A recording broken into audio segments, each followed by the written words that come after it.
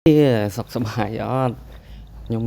ឮរៀងមកទីផ្សារគោដូចជាមានការស្រត់ចុះបន្តិចបងប្អូនណាមកយ៉ាងហ្នឹងដូចជាស្ងប់ស្ងាត់ហើយយ៉ាងណាដែរបងប្អូនយើងរៀងស្ងប់ស្ងាត់បន្តិចហើយធម្មតាទេរឿងទីផ្សារបងប្អូនអើយយើងមិនអាចហាមឃាត់បានទេវាតែងតែមានឡើងមានចុះទៅតាមការប្រែប្រួលនៃសេដ្ឋកិច្ចទូទាំងពិភពលោកឬក៏សេដ្ឋកិច្ចនៅក្នុងស្រុករបស់យើងអញ្ចឹងវាពិបាកអញ្ចឹងមានតែខិតខំបន្តកុំបោះបង់តែប៉ុណ្្នឹងបងប្អូនពេលខ្លះវាអាច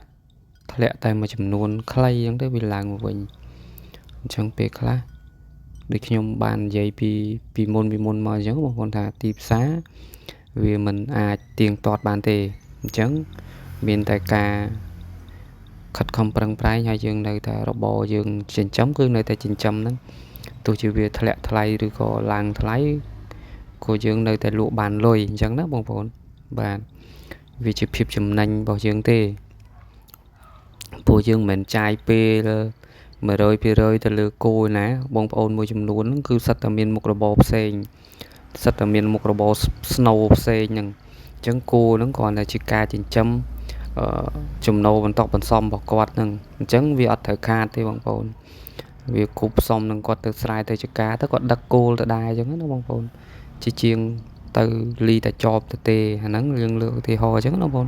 បើយើងគិតទៅគិតមកវាមិនខាតទេបងប្អូនទោះជាវាធ្លាក់យ៉ាងណាក៏នៅតែជាយើងលក់បានលុយ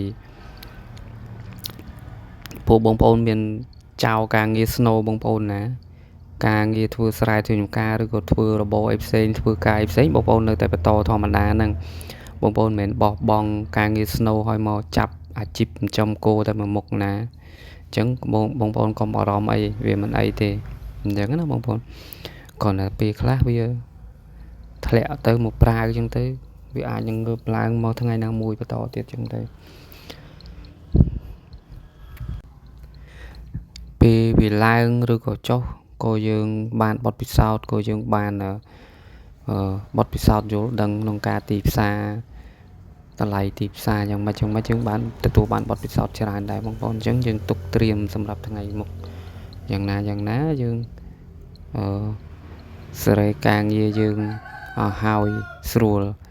មើលតែមុំទីផ្សារកំពុងល្អបងប្អូនត្រូវបញ្ចេញឲ្យហើយអញ្ចឹងបងប្អូនខ្លះគាត់ថាអត់ទេដល់ពេលធ្លាក់ថ្លៃភ្លឹបបានស្ដាយអញ្ចឹងពិបាក